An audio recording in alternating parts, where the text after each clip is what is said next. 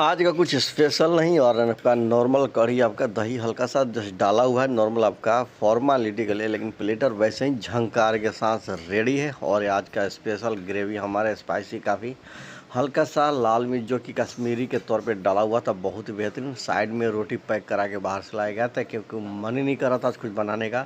तो चलिए फिर प्लेटर भी रेडी है और नॉर्मल आपका देसी करी लेकिन स्पाइसी लेग पीस का मज़ा तो लेना ही है। तो चलिए फिर टेस्ट करते